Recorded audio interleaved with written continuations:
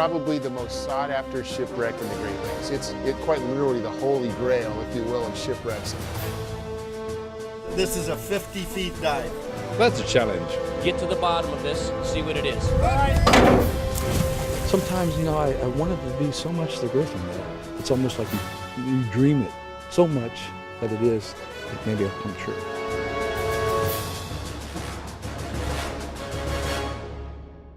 Welcome to Fairport, Michigan. I'm Ben Krumholz. For more than 300 years, a Lake Michigan mystery has remained unsolved. What happened to French explorer Robert LaSalle's Le Griffon? Perhaps no one has ever wanted to answer that question more than Steve Liebert.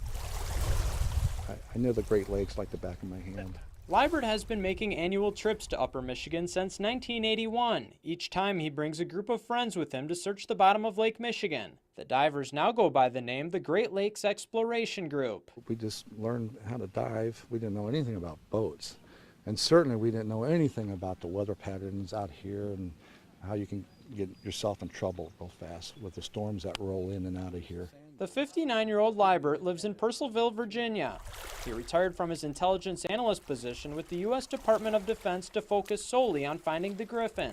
Growing up near Dayton, Ohio, Liebert's interest in the vessel developed when he was 14 years old. His 8th grade history teacher told him about it. He made it sound so interesting that I just couldn't fathom finding a ship like that. And all of a sudden he puts his hand right on my left shoulder and says, and who knows, maybe someone in this room will find it one of these days. Finding the Griffon has eluded maritime lovers for more than 3 centuries. It was the first European-owned vessel to sail the Upper Great Lakes. Like Griffon is probably the most sought-after shipwreck in the Great Lakes. To Great Lakes ship exploration, it'd be like finding Noah's Ark. The French ship was built near Niagara Falls. LaSalle constructed it to explore the Mississippi River for King Louis XIV of France. And sails all the way across Lake Erie and up the Detroit-St. Clair River system and successfully across Lake Huron and makes it into Lake Michigan. And this is being done at a time when there were no charts, right? So these are some pretty accomplished sailors. LaSalle never really got right down here to Green Bay proper, but he was in the Door County Peninsula. He did make his way down the lake shore. Historians say LaSalle was in the area picking up fur pelts to finance his exploration. There was such a demand for fur pelts in Europe and they had never seen the type of trading that was coming out of this area that was going to Montreal and then eventually ending up in Europe, a lot of it. In September 1679, LaSalle sent 6 of his men in the Griffon with the fur to retrieve men and supplies to build a second vessel. However, the ship and its crew disappeared after leaving Washington Island, heading toward Michigan. There's sort of 3 kind of basic theories. One, that it was ambushed by Native Americans and pillaged and sunk, or the crew itself got a little greedy with this wonderful load of furs and mutinied and took the furs and scuttled the vessel itself. And the one that's maybe the most credible is that it was lost in a storm. The lost in a storm theory is the one Liebert has long believed. He started gathering primary source documents after taking a trip to his wife Kathy's family cottage in Boulder Junction. At the time, she was his girlfriend, having met in high school. We brought him up there one summer and he just saw the Great Lakes and fell in love with it. And I started researching, and over the years I managed to discover that instead of being in Lake Huron like a lot of people thought, this is in northern Michigan. In 2001, after 20 years of searching, Liebert finally found part of what he believed he was looking for. Finally, on my 5th dive and last dive, because we were just simply out of air, I bumped into something, knowing that I think the Griffon has to be in here, and I ran right into it. What Liebert ran into was this piece of wood sticking 10 feet out of the lake bed. The visibility was so bad I couldn't even read my gauges, but when I bumped into this thing, I knew it wasn't the anchor line. I was pretty excited.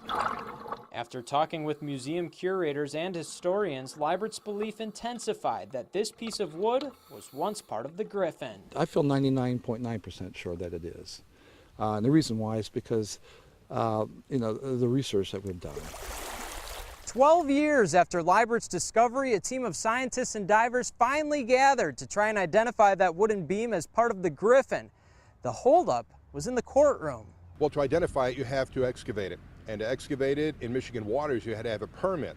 To have a permit, you have to file it through the state of Michigan, and it was a big litigious battle between Michigan and our government, as well as Great Lakes Exploration. That took a long time. Michigan State Representative Greg McMaster first met Liebert and the Great Lakes Exploration Group when he was a TV weatherman. He helped forecast what the weather might have been like when the Griffon disappeared in 1679.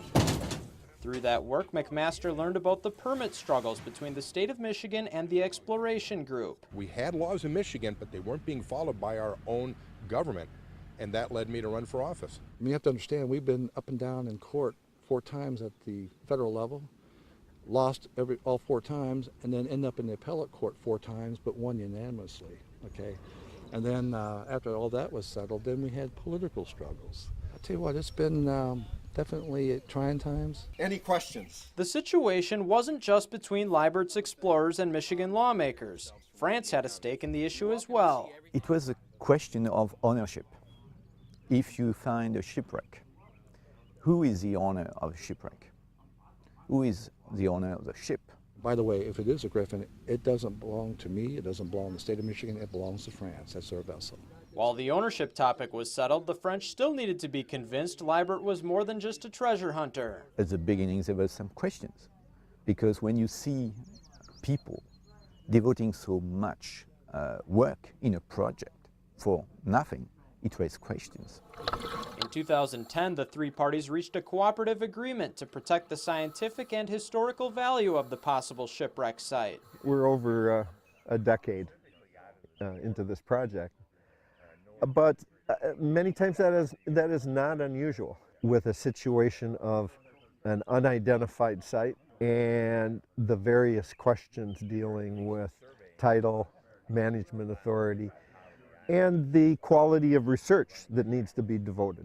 So now we have the go-ahead with this, not only state permits, but the federal permits from the Army Corps Engineers, where we can at least do some test pits on this vessel to see if indeed it really is a Griffon.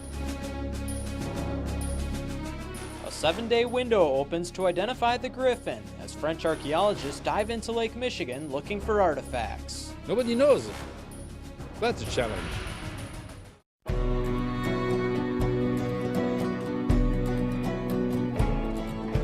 After about 10 years of legal and political battles, the Great Lakes Exploration Group was finally able to hit the water in hopes of identifying the Griffon.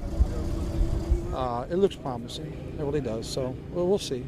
Optimism is high for Steve Liebert heading into his 7-day permit window for test excavation. Are you ready, Professor Reed? At his side, he has highly regarded underwater archaeologists and scientists from around the world. We want to find some details of the architecture of the ship, but also some artifacts which can testify that this is a wreck and this wreck is a Griffon. It's why we are here. Michel Lahour is the director of France's underwater archaeological program. Lahour and 2 other French archaeologists flew to the United States to find proof if Liebert did find the Griffon. If we can find some artifacts which testify that that's a Griffon, that would be a very tremendous discovery. This is a 50-feet dive. Ken Verana is the project's manager. He has worked on nearly 200 possible shipwrecks, including the Titanic. There's about 75% of your time that go into preparation, and then 25% of that time, or even less sometimes, in the actual field work. The preparation for this project didn't provide as much help as planned. Imaging around the timber protruding 10 feet out of the bottom of the lake projected a hard surface about 2 to 4 feet below the lake bed. Scientists believed the surface was likely part of a ship. Instead, it turned out to be a thick layer of mussel shells. You really don't know, even with very sophisticated remote sensing equipment, until you start ground truthing. The surprise layer of shells kept commercial divers busy, dredging deeper into the lake bed than anticipated. We are approximately 6 to 8 feet in a pit right now below where we were looking for the timber in question. The dive plan now, according to the archaeologists and the French team, is just get to the bottom of this, see what it is. Is it a mast? Is it a piece of timber? Is it something from a barn from around here? We don't know. Archaeologists hope to find a clue sifting through dredge spoils on their boat's surface. What takes the time is, getting in there, looking at it, not ripping through it, so you can actually, know what's there, whether it's cultural, natural, a combination. So far, we haven't found and encountered any artifacts or anything. Until they do, it's up to the commercial divers to keep dredging. And it steps back in. It's their job to find something for the French archaeologists to look at to see if it's part of the Griffon. Maybe in less than 10 minutes tomorrow we can find some artifacts which it's a proof. Or maybe we have to wait for 1 week. Nobody knows. That's a challenge. Now, before our camera was allowed on the boat, we had to agree not to show any video that showed a relation between where the boat is and any sort of land. It's all in an effort to protect this site. And I recognized it the other day. I recognized some airplanes. There are actually other commercial divers that have been trying to find this location. The Department of Natural Resources and Delta County Sheriff's Department are monitoring this site. But without someone able to stand over it at all times, crews say there's always risk of unwanted visitors. There's looters out there. There's people who know. We've had airplanes. We've had helicopters. We've had all kinds of boats alongside that know where we're at and where the site is. The scientists think they know what the piece of timber is, but do they have the proof to link it to the Griffon? It makes sense logically to this point. We'll find out as we go deeper.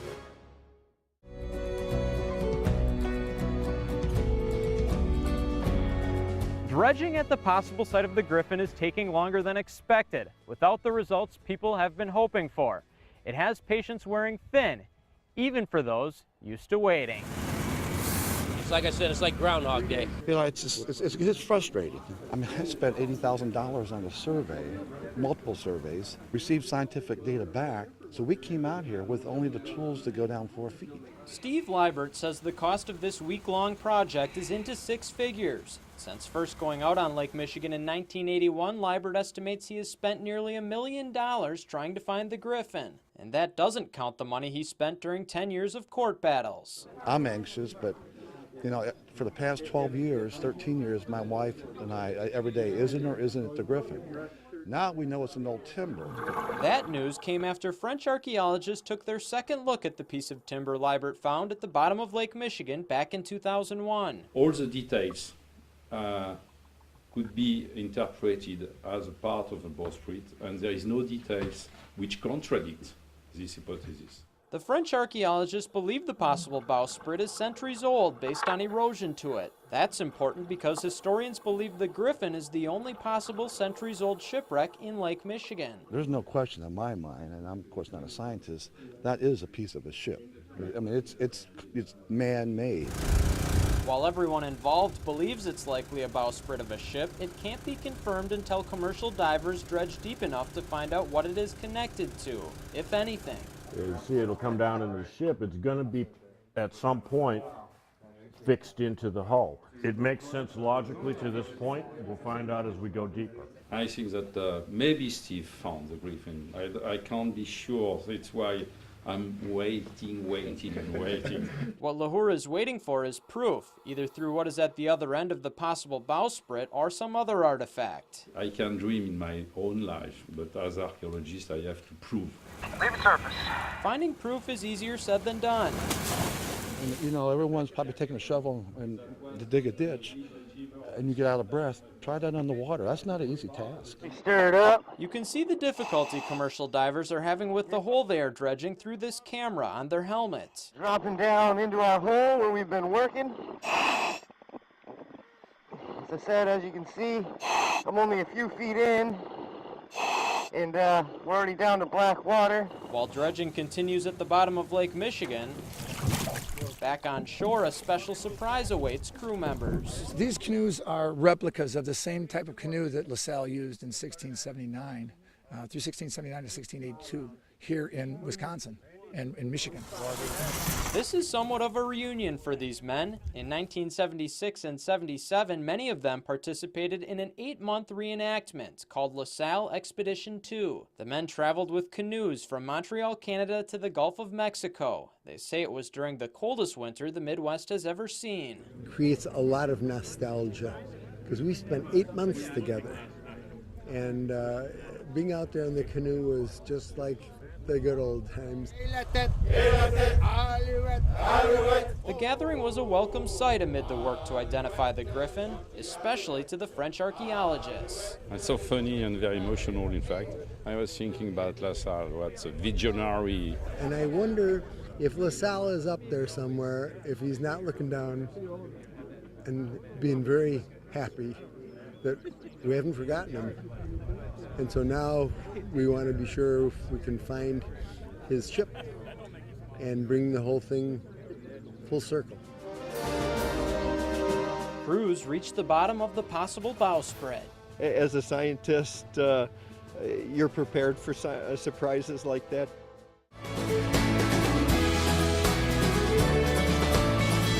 Since starting their search in 1981, Steve Liebert and the members of the Great Lakes Exploration Group have made plenty of trips to Upper Michigan. They've also made plenty of friends along the way, some joining them in their effort to find the long-lost ship. I was probably 9 or 10 years old when I first met Steve, and we were kids. We really didn't know what was going on. He would bring in his little dive boats, and he had scuba gear, and back then that was new to us, but we really never knew what he was doing all these years.